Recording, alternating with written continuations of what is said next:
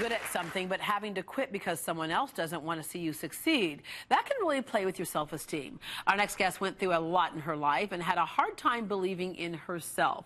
When God gave her wings, she learned how to use her talents to do what she loves. Today, she's a successful public speaker and businesswoman with clients like Ernst & Young, General Dynamics, and Dow Chemical. Please welcome Sue Pistone to Great Day Houston. Good morning. All right. So what was it about Sue that attracted you for a story? Well, actually, Sue was my success coach.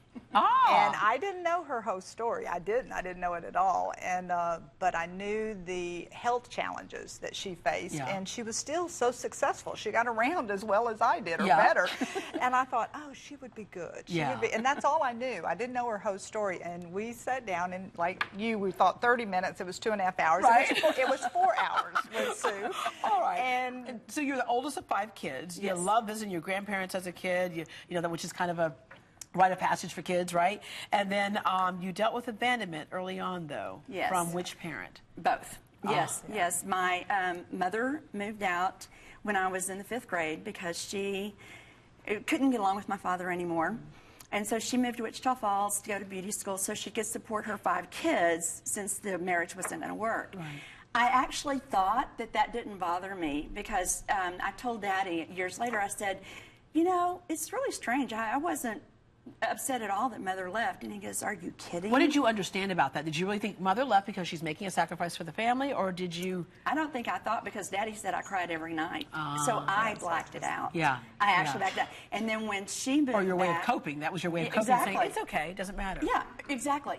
And then when she moved back, they were together just a little while, and then he moved out. And so I've always had a fear of abandonment. I had to really work through that. And oftentimes when people have a fear of abandonment, one of 2 things happens. Yes. They either will never get married, they'll never partner, or you get married early. Yes, 17. Yeah. Yeah, madly in love at 17, and not being fair to him, I think what I was looking for was a daddy. You know, and was he much older? Well, he was 20.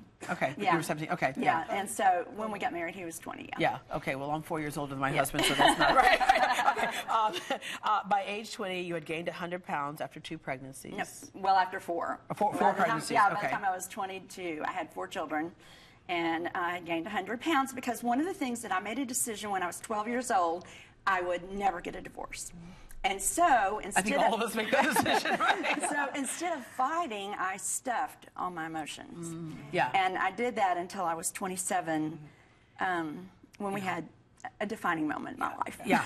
Well, you had a husband who also, you didn't realize was, when you got married, very non-supportive. Yes. Well, as far as... Is he watching this morning? She's like, but just, you know, the thing is, it became hard for both of you. It came hard because fairness to him, I wasn't really a wife. I was almost more like a child, you know. And so, and I was a stay-at-home mom. But when I was 27, he decided that he was going to leave. But on even Christmas before that, Eve. there were. You love to work. You're just a social person. Yes. And then you do well at a job, and it was like you really need to stay home. Right. Okay. Right, Deborah. Yeah. So okay. I started selling Sarah Coventry jewelry when I was 20, and I only sold it for 3 months, and I was the top recruiter in the state of Texas. Was in the paper, all this kind of stuff. But he said, you know, you're away from your kids too much. Yeah. And so I quit. And so then a few years later, we needed some money, so I started selling Tupperware. And I sold $1,000 of 29-cent Tupperware in 1 week. So I could win these coats. I'm very competitive. But you know, you did something that you could kind of deal with your schedule and control your schedule and still be home. But then again, he, you know. So and we don't recognize that sometimes. No, that happens. right, I remember dating an NBA basketball player when I was in college, and he said, "I want you to get your degree, but make sure you understand you will never work a day in your life." And at first I thought, "Oh, how romantic! He's supposed to take care of me." And I was like, "No, it bothered him. It bothered him that I had independence." Well, and I want to be fair to him in that his mother was a stay-at-home mom, and. Well, that modeling again, that type exactly, of thing. Exactly. So, all right. So it finally, he left on Christmas Eve. No, he didn't. He said he was going to, and I said, well, you have to stay till Christmas Day. And I was devastated because I thought, wait until we open the presents, please. I mean, we had 4 kids, you know, 2, 4, 6, and 8, and oh my God, what was I going to do? Because you put a lump of coal in his stocking? I did not think I knew how to do anything. I mean, I didn't give myself credit for the selling. Even though you proved that you could. No, I still did not think I could do anything. And I was totally devastated. And so... and there's that abandonment thing again. Exactly. So I made a decision that I would find a career and I would do something that I could support my children if it ever came to that. Well, he actually never left me. I eventually left him. But I decided to go into real estate because I love people and houses, and I obviously love to sell.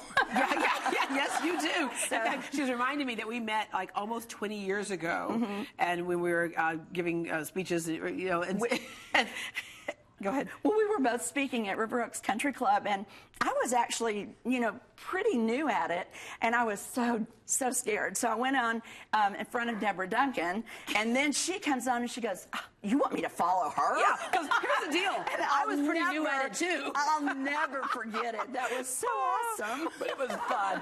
But you broke through that fear and in that negative self-talk, and you don't allow anybody else to do that negative talk to you. Exactly, because, well, I did get my real estate license. I was the top producer the first year.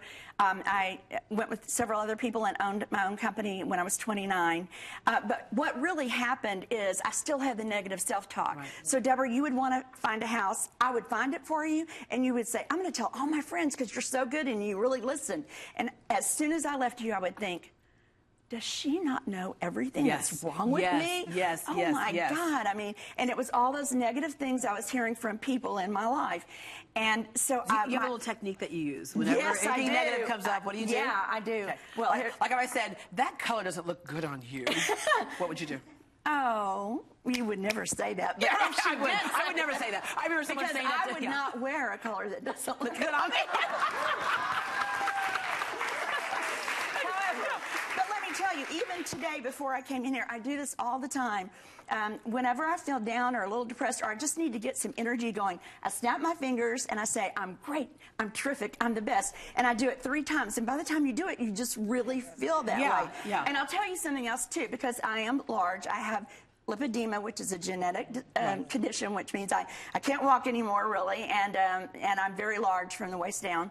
And so, you know, to overcome that, you know, you just have to change I didn't notice. You're so sweet. That's the flavor. I didn't notice. I didn't even look. I didn't even notice. I have to tell you, I have a group of friends, and we went to a theater, and she came down to the lobby to meet me. She goes, Sue, I forgot to get you a disability seat because a handicap area. I forgot you were handicapped. Right. I said, oh, don't worry, I'll find. I must get a good place, but anyway. All right, let me just brag on you for a second, and I don't want your. Well, one thing that happened, you lost your grandmother, who had become kind of your rock. She was the person who thought I could do anything. So all the time, everybody else was like putting me down. My grandmother thought I could do anything except sing. Yeah, and that was a voice you heard that said, I'll take care of the singing. Do something with your life and do it now. Oh, well, here's what happened. When she died, I prayed every night because for two months I was devastated. And I said, why did I have to lose her? And on May 1st, 1985, God whispered to me, if you want to do something with your life, do it now. Well, for 8 years, I had worked on being a speaker, trying to be a speaker, because what happened is, to change my self-talk, I went to a positive motivational rally where Zig Ziglar was a speaker. Yes. I didn't know people like that existed. Yeah, and I always thought, does that really work? Yeah, and it does. And I looked on that stage and I went, oh, that's what I'm going to be when I grow up. And that's what she's done. Let me just say, she was recognized as one of 14 outstanding women-owned businesses in the U.S. Bam! God gave her wings. We'll be right back.